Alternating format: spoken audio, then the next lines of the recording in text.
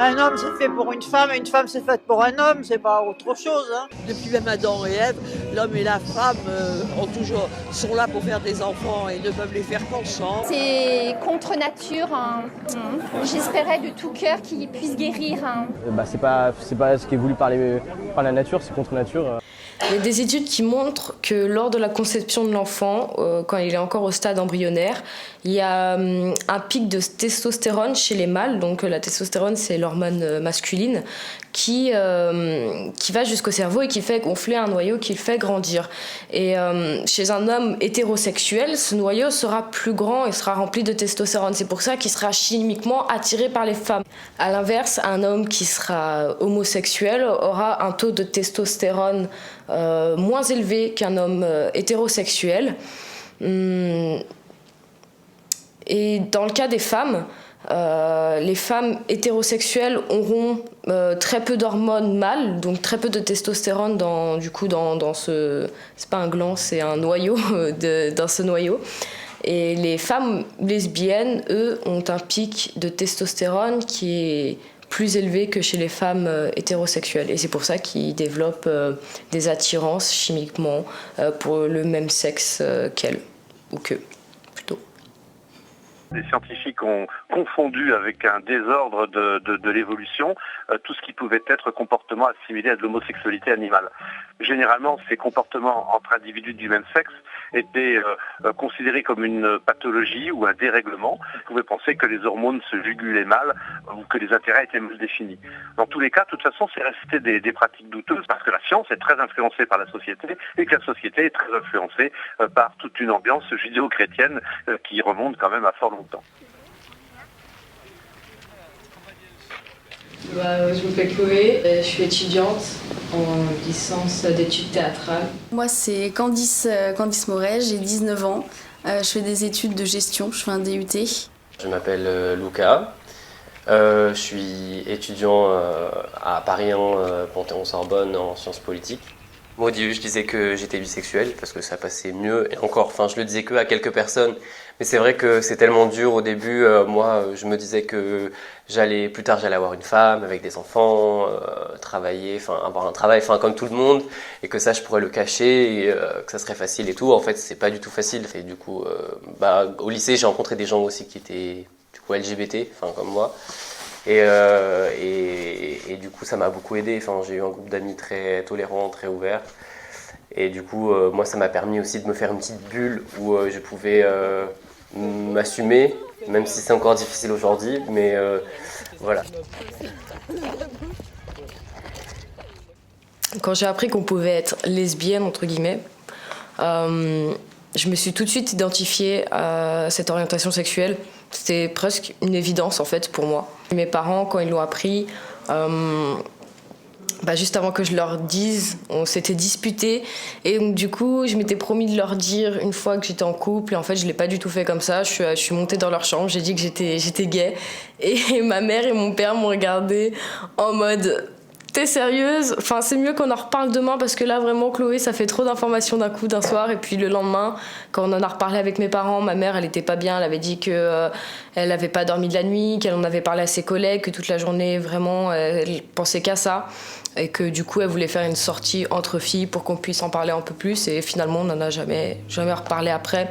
C'est par la suite, 6 mois après, que quand j'ai été plaquée par mon ex, qu'elle a tout de suite pris... Elle a tout de suite pris le rôle de maman et puis elle m'a dit « T'inquiète, une de perdue, 10 de retrouvée, t'es super belle, il y en aura d'autres, des filles, etc. » Et c'est à ce moment-là où elle a vu que ça me touchait et elle a compris que c'était important pour moi.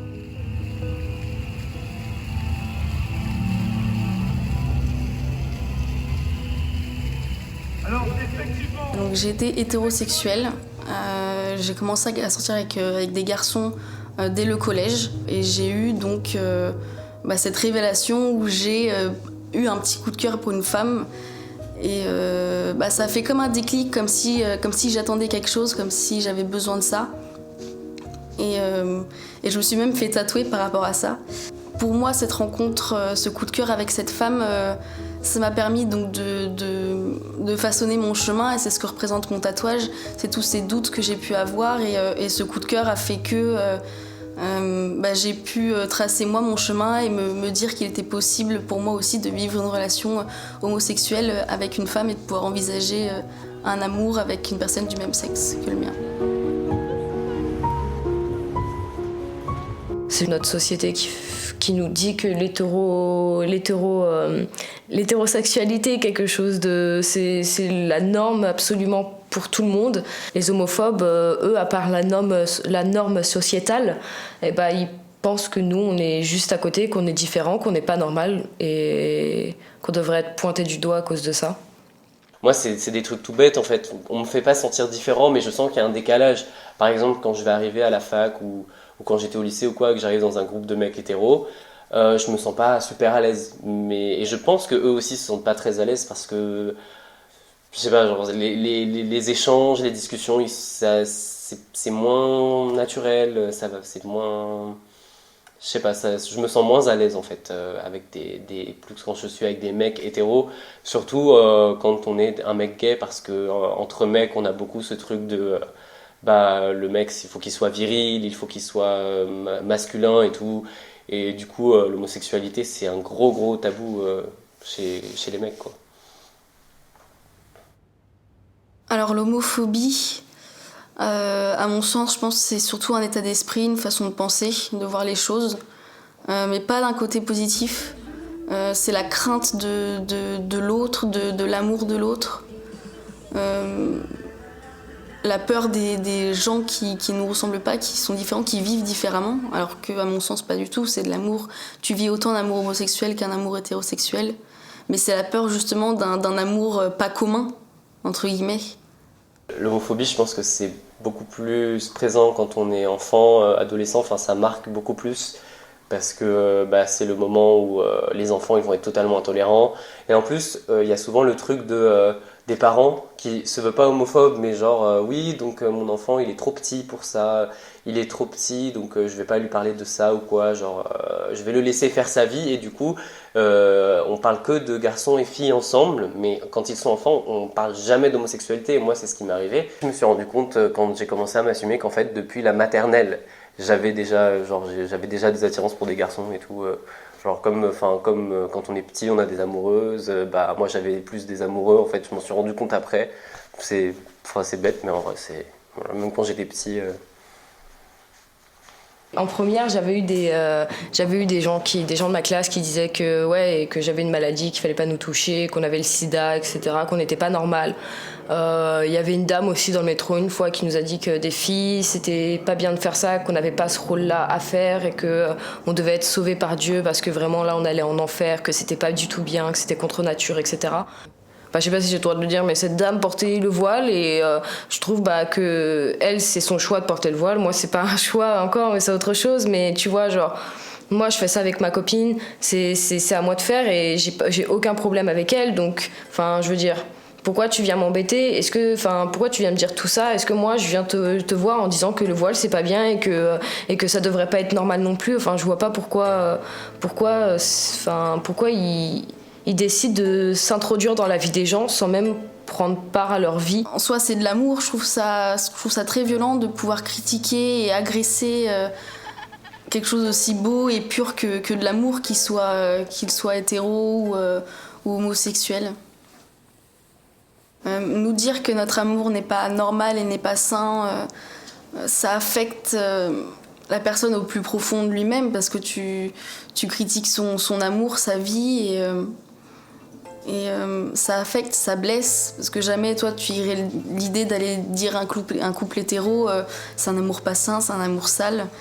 Amour hétéro homosexuel, c'est de l'amour, et je trouve ça malsain de vouloir faire une différence entre les deux, différencier l'amour que tu peux porter à telle ou telle personne. Je trouve ça très réducteur, et je pense que c'est avant tout un geste et une action de peur. C'est un amour qui peut effrayer parce qu'il n'est pas commun, entre guillemets, parce que c'est un mouvement qui émerge et qui s'affirme de plus en plus, surtout dans la jeunesse. On en voit beaucoup plus de jeunes qui s'assument, qui s'affichent, que ce soit dans les transports, dans la rue ou même sur les réseaux. C'est un amour homosexuel qui intervient beaucoup plus dans la vie et dans la société aujourd'hui, et je comprends que ça puisse faire peur et déstabiliser certaines personnes qui n'avaient pas forcément connaissance de cet amour et qui n'étaient pas témoins de ce genre de gestes et d'actions d'amour homosexuel.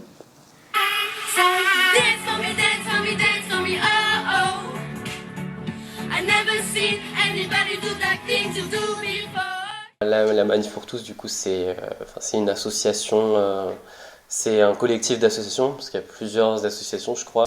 Et du coup, c'est des personnes qui militent contre le mariage homosexuel, contre l'adoption des couples homosexuels, etc. C'est des gens aussi qui sont contre ce qu'ils appellent la théorie du genre. Et donc en fait tout ça, ça part un peu aussi de leur... c'est lié aussi en fait à tout ça, c'est lié à la religion. Parce qu'ils ont une certaine vision du monde, c'est aussi la frange chrétienne française, en fait, toute la partie croyante en France, qui s'exprime à travers ce sorte de militantisme de conservateur, quoi. Et du coup, pour eux, ils ont une vision du monde très binaire, homme-femme, qui vient de la religion avec Adam et Ève, et du coup, c'est très... du coup, un couple de deux hommes ne peuvent pas se marier, selon eux, parce que le mariage, c'est réservé à une institution religieuse. Pour eux, ça veut dire certains trucs, et du coup, ils n'acceptent pas que d'autres gens, du coup, s'approprient le mot mariage, alors qu'en réalité... c'est juste une union entre deux êtres qui sont libres, quoi. Moi, je peux comprendre leur point de vue et leur opinion. C'est tout à fait respectable. Ils pensent ce qu'ils veulent, mais après, je trouve ça vraiment... comment dire Moi, tout ce que je voudrais dire aux gens de la Manif pour tous, c'est qu'ils ont leur opinion, ok, mais pourquoi ça nous toucherait, nous, et pourquoi on n'aurait pas le droit d'être autant heureux que les autres, quoi, de se marier, d'avoir des enfants. Et ça les regarde pas, ils sont pas dans notre famille, ils sont pas dans notre tête, ils sont pas dans notre entourage, ils nous connaissent même pas pour la plupart du temps.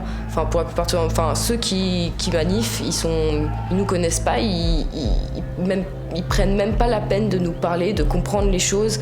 Ils sont violents, vulgaires, et franchement, voilà, non, y a rien d'autre.